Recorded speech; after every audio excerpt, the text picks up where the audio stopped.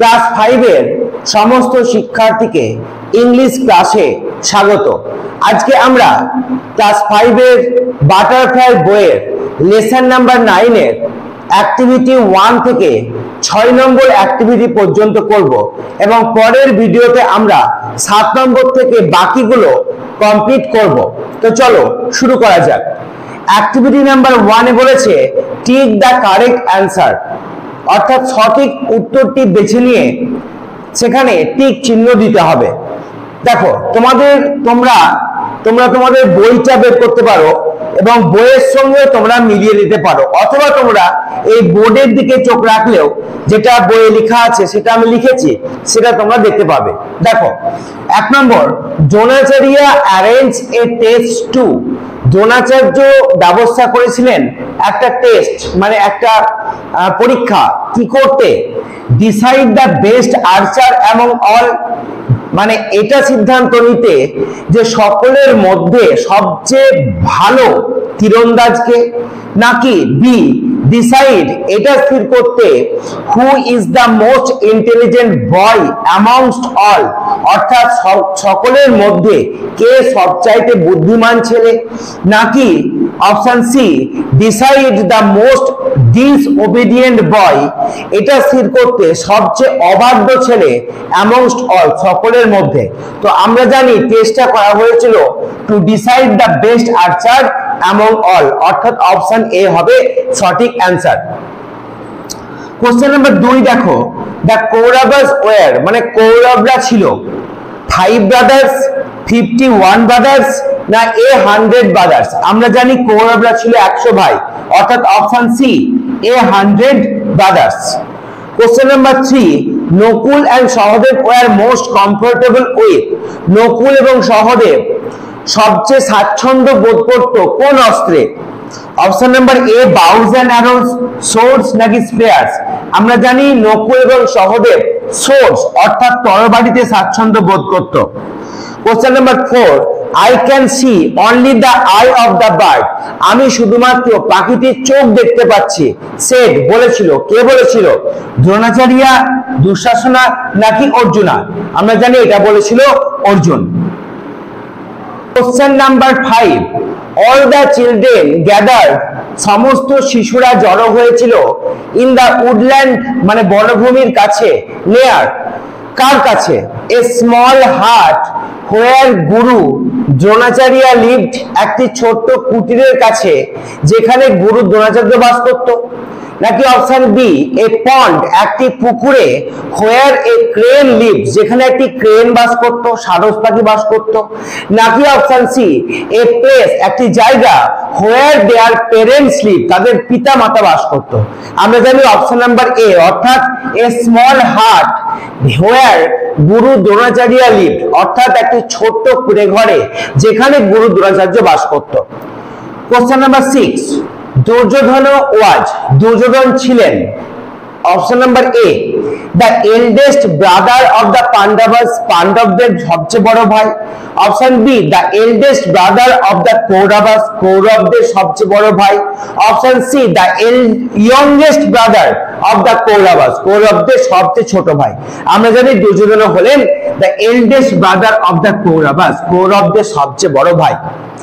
Last question multiple চয়েসের, ultimately the test revealed, সবশেষে বা চূড়ান্ত ভাবে ওই পরীক্ষাটা প্রকাশ করেছিল দ্যাট, কি পরীক্ষা কি প্রকাশ করেছিল? Option A Arjuna was the best archer, Arjun সবচেয়ে ভালো তীরন্দাজ, option B Arjun was the most clever student, Arjun সবচাইতে চালাক ছাত্র, option C Arjun was not at all a good archer, Arjun একজন ভালো ধনুর্বিদ নয়। তাহলে আমরা জানি Arjun was the best archer, অর্থাৎ অপশন এ হবে সঠিক অ্যান্সার। যে টেস্টটা রিভিল করেছিল যে অর্জুন ছিল সবচাইতে ভালো তীরন্দাজ। এবার আমরা চলে আসবো অ্যাক্টিভিটি নাম্বার 2। অ্যাক্টিভিটি নাম্বার 2 তে দেখো বলেছে right T for true and A for false statements in the given boxes, অর্থাৎ এই বাক্সের মধ্যে তোমাকে ট্রু বা সত্যের জন্য লিখতে হবে টি এবং ফলস বা মিথ্যার জন্য লিখতে হবে এফ। দেখো question number 1, Dronacharya was one of the greatest poets of his time. Dronacharya ছিলেন তার সময়ে মহান কবিদের মধ্যে একজন। দ্রোণাচার্য মহান কবিদের মধ্যে একজন ছিলেন না, গ্রেটেস্ট ওয়ারিয়র বা যোদ্ধাদের মধ্যে একজন ছিলেন। তাহলে এটা হবে মিথ্যা অর্থাৎ ফলস।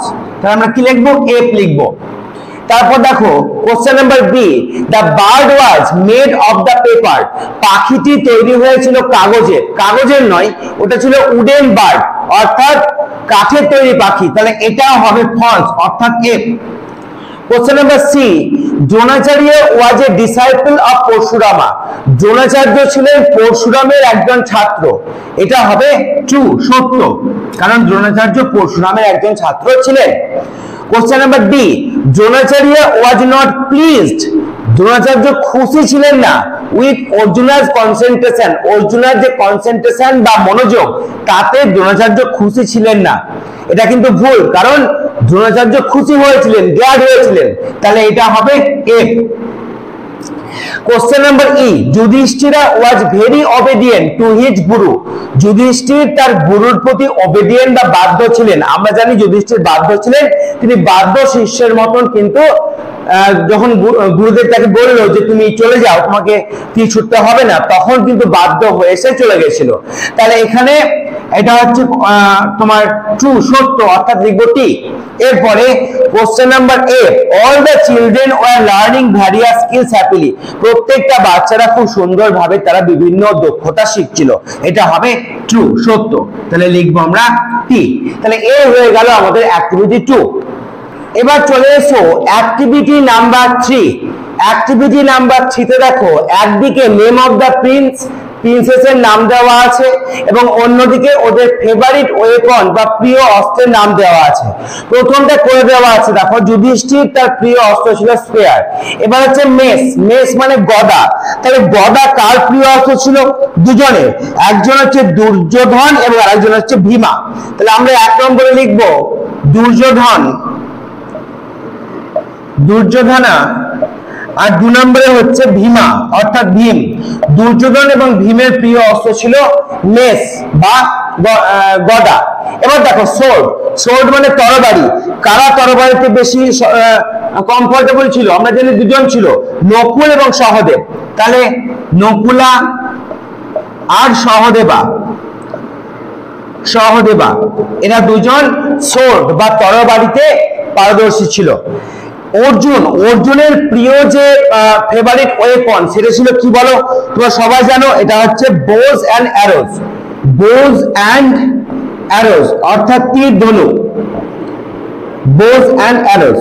তাহলে এই হয়ে গেল আমাদের অ্যাক্টিভিটি নাম্বার 3। এবার আমরা চলে আসবো অ্যাক্টিভিটি নাম্বার 4। অ্যাক্টিভিটি নাম্বার 4, এখানে 5টা প্রশ্ন আছে, তোমাদের অ্যান্সার লিখতে হবে কমপ্লিট সেন্টেন্সে। Who was the guru of Dronacharya? দ্রোণাচার্যের গুরু কে ছিলেন? পরশুরামা। তাহলে হু এর জায়গায় লিখো পরশুরামা was the guru of Dronacharya. Dronacharya, পরশুরামা was the guru of Dronacharya. দ্রোণাচার্যের গুরু ছিলেন কে? Parashuram. Where was the bird placed? পাখিটিকে কোথায় রাখা হয়েছিল? The bird মানে পাখিটিকে। এবার কিন্তু দেখো আমরা ওয়াজটা দা বার্ড এর পরে বসাবো, কারণ প্রশ্ন থেকে উত্তর করতে গেলে আমাদেরকে সাবজেক্টটাকে আগে বসাতে হয়। তাহলে দা বার্ড ওয়াজ প্লেসড, পাখিটিকে রাখা হয়েছিল অন এ ফার অফ মানে দূরবর্তী, ট্রি অর্থাৎ গাছে, on a far of tree একটা দূরবর্তী গাছে। তারপর দেখো what did Yudhishthir see? Yudhishthir কি দেখতে পেয়েছিল? দেখো যুধিষ্ঠির স, তাহলে সি এর পাস্ট টেন্স হয়ে যাবে কি? স। তাহলে আমরা কি লিখবো? যুধিষ্ঠিরা স, যুধিষ্ঠির দেখেছিল। দেখো প্রথমেই কে এসেছিল? যুধিষ্ঠির। সে কি কি দেখেছিল? ইউ অর্থাৎ হিজ গুরু, তার গুরুদেব পরশুরামাকে, সরি তার গুরুদেব দ্রোণাচার্যকে দেখেছিল। দ্য ট্রি অর্থাৎ গাছটিকে দেখেছিল, পিপল অ্যারাউন্ড পিপল লোকজন দেখেছিল, অ্যান্ড দ্য বার্ড এবং পাখিটিকে দেখেছিল। তাহলে এতগুলো জিনিস কে দেখেছিল? যুধিষ্ঠির দেখেছিল। Question number 4, why did Dronacharya, কেন Dronacharya like Arjun the most, অর্জুনকে সবচাইতে বেশি ভালোবাসতো? কেন দ্রোণাচার্য অর্জুনকে বেশি ভালোবাসতো? তাহলে কিভাবে आंसरটা লিখব? প্রথমে লিখব দ্রোণাচার্য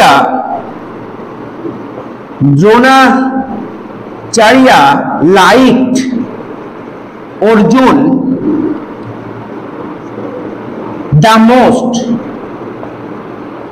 the most because, কারণ, কি কারণ বলো? দেখো বইয়ের মধ্যে কিন্তু তোমাদের आंसर আছে। because Arjun practice this art, Arjun practiced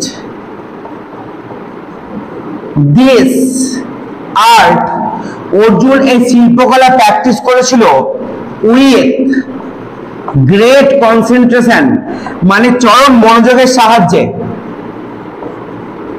concentration মানে গভীর মনোযোগ দিয়ে, সেই জন্যই কিন্তু অর্জুনকে বেশি ভালোবাসতো Dronacharya. What is most important in hitting a target, কোন টার্গেটকে আমাদের, কোন লক্ষ্যকে আমাদের ভেদ করতে গেলে আমাদের কি প্রয়োজন? কনসেন্ট্রেশন। তাই आंसर কি হবে এখানে? শুধু হটের জায়গায় লিখো কনসেন্ট্রেশন, কনসেন্ট্রেশন, তারপর লিখে দাও is most important, is most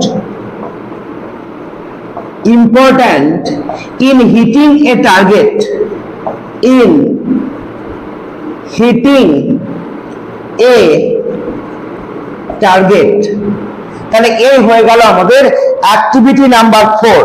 এবার আমরা চলে আসব অ্যাক্টিভিটি নাম্বার 5 এবং অ্যাক্টিভিটি নাম্বার 6 এ। আমরা করব অ্যাক্টিভিটি নাম্বার 5। এখানে অ্যাক্টিভিটি নাম্বার 5 এ তোমাদের কিছু ওয়ার্ড দেওয়া আছে, এগুলো তোমাদের বিপরীত শব্দ বসাতে হবে। তো প্রথমে দেখো ডার্ক, ডার্ক মানে অন্ধকার, তাহলে বি দিয়ে কি হবে? ব্রাইট, ব্রাইট মানে কি? উজ্জ্বল। স্যাড মানে দুঃখিত, তাহলে গ্ল্যাড মানে হবে খুশি। নেভার মানে কখনো না, তাহলে এ দিয়ে অলওয়েজ মানে সর্বদা। ওস্ট মানে সবচাইতে খারাপ, আর বেস্ট মানে সবচাইতে ভালো। এভরিথিং মানে সবকিছু, এন দিয়ে নাথিং মানে কোনো কিছুই নয়।